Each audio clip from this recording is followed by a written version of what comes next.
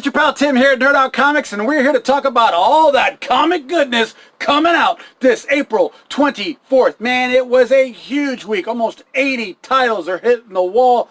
Most of them are near sold out, so you need to run in and grab your copy before they are gone. We've got a lot of cool things to talk about, so let's just go ahead and jump right into it, shall we? We're going to start off the entire poll with a comics experience.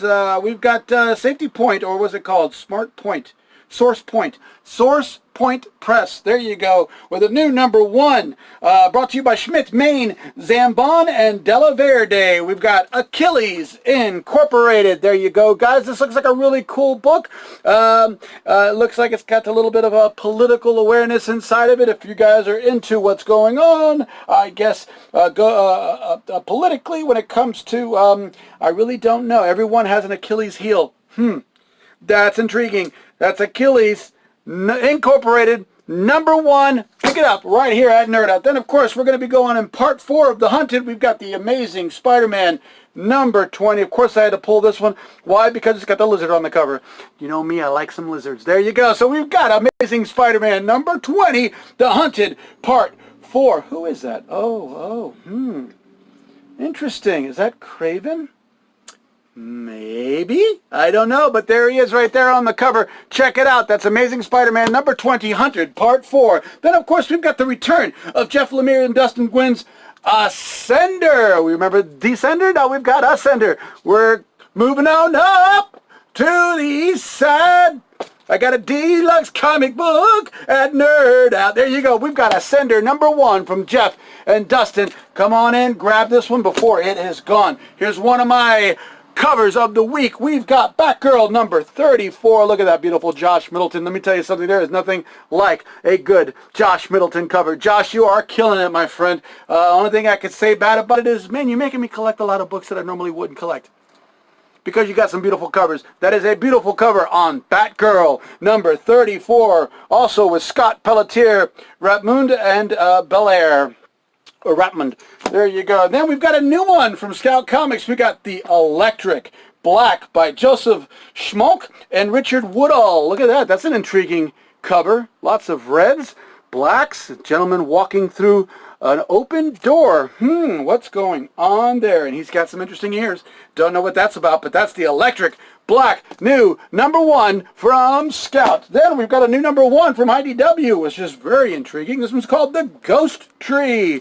There you go, guys. The Ghost Tree. Isn't that interesting? That is very spooky. I'm not sure exactly what this is about, but the artwork looks gorgeous by Carnell, Gain, and Herring. We've got Ghost Tree #1 from IDW. I believe that's a miniseries. And of course, going all the way back to my Archie Horrors, I love Jughead the Hunger versus Vampironica. This is one of my picks of the week, guys. There you go. Jughead the Hunger and Vampironica. There you go. #1. Jump on this before, before it disappears and it starts to skyrocket, because that's all I can say about that. Then we've got a new #1 from Valiant. We've got Punk Mambo #1, or is it Mumbo? Oh, it's Mambo. Punk Mambo #1. It's got a beautiful cover by, is it Delarian? Wow. Cullen Bunn, of course, is writing it. Adam Gorham, Jose Villarrubia, and Dave Sharp.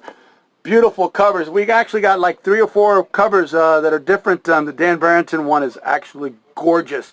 That is Punk Mambo #1 coming to you from Valiant. Here comes another one of those covers of the week. We've got the new Spawn 297. We are 1 issue away from 298, which means we're going to get those Todd McFarlane covers with 298 of Spider-Man and 299 of Spider-Man. Check that out. Spawn is lamenting. He is on top of a cross.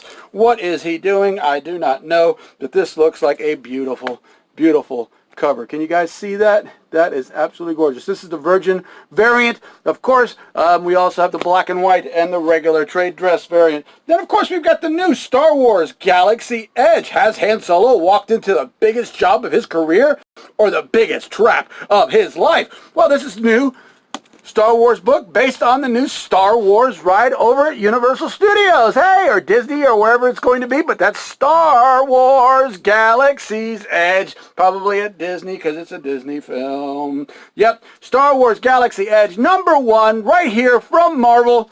A quick little mini-series just to discuss, I guess, what's going to be going on at the theme parks and what the theme of the theme parks is going to be. So there's a theme of the theme parks over at the Disney theme park. Then, of course, we've got Thanos, #1. Look at him and Gamora sitting there on the cover. They also are looking like they are lamenting. And we've got a very somber Thanos with the little baby Gamora. There you go. Hey, little Gamora, how you doing? What's going on? I am believing that this is Gamora's way of looking back at her past and the way she was raised by Thanos. Brought to you by Teenie Howard, Ariel Olivetti, and Antonio Fabella. There you go. Thanos, #1 new from Marvel. And then, of course, we've got the Uncanny X-Men joining in on the War of the Realms. New from Rosenberg, Perez, and Rosenberg. We got M. Rosenberg and R. Rosenberg. We've got the family of Rosenbergs jumping in on Uncanny X-Men War of the Realms. And that is a new #1. I believe that's going to be running for 3 or 4 issues. You know what, guys? I accidentally read the previews because the previews came out. And the previews had all these, like, spoilers in it for Marvel. What the hell, Marvel? Thank you very much. I mean, I don't want to know about what's going to happen in War of the Realms. Dude, I mean, come on. I shouldn't have read that previews.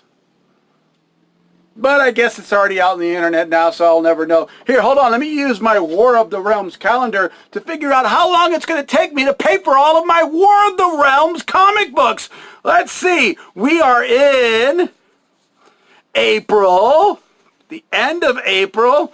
Yep, looks like I'll probably have to work until I'm dead. And that's all I've got to say about that, folks. Remember to like, share, and subscribe this video so everyone in the Tampa Bay area will know about all the new comic books coming out right here at Nerd Out. It's been a long day for me. It was a long weekend for me. You saw me as the Easter Bunny giving it up in Orlando. No, I can't take credit for that, but I was here in Tampa, and I know exactly how he feels. So good for you, Mr. Easter Bunny.